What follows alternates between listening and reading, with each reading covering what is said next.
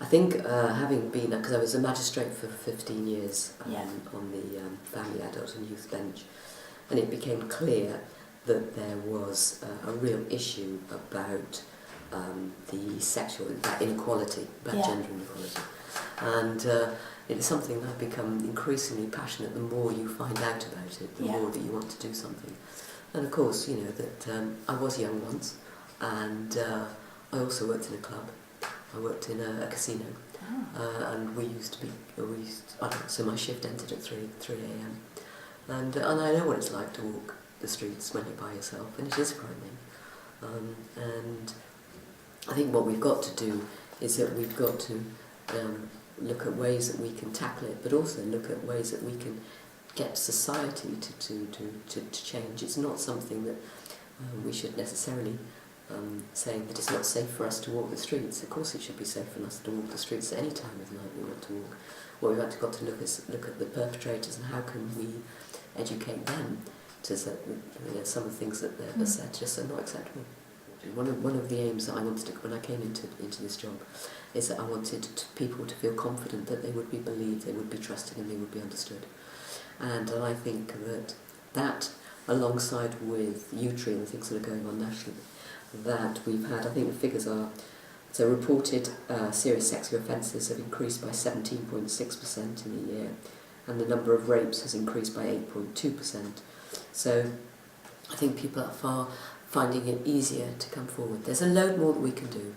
I've only got to go to a group of victims and survivors who there will be always people there who haven't reported it to the police.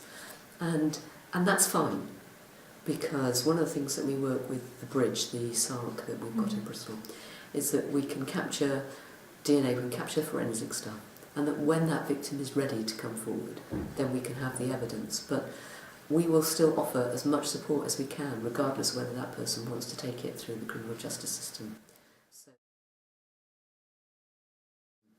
So we have the bridge that will do all the various medical things to help individuals, and we have the availability for counselling. We have also put money into various counselling, whether you are serious sexually assaulted or raped, and you don't have to come via the police to be able to get access to that. So I was very clear that when you're ready, and it's only when you are ready, then you make that decision to go to the police, but you still must be able to get access to all the other services out there, and that's something that we've been driving forward over the last couple of years. What we have to do is get to the point where victims do not feel ashamed, and I still talk to far too many victims and survivors who say, if only I hadn't done this, if only I hadn't done that. Actually, it's never your fault. You can wear as short a skirt as you like, but the point is, it's the perpetrator's fault. It's the perpetrator who raped you. It is their fault. It is never your fault as a victim. And the more that I can get that message across, the more I think that people will feel comfortable in coming forward. Because unless we have that intelligence, it's a very difficult thing for the police to work on. I mean, one of the things you said about how much some of the girls who walk around the street at night might get abused, I suspect they didn't report it to the police. I know I didn't report it to the police.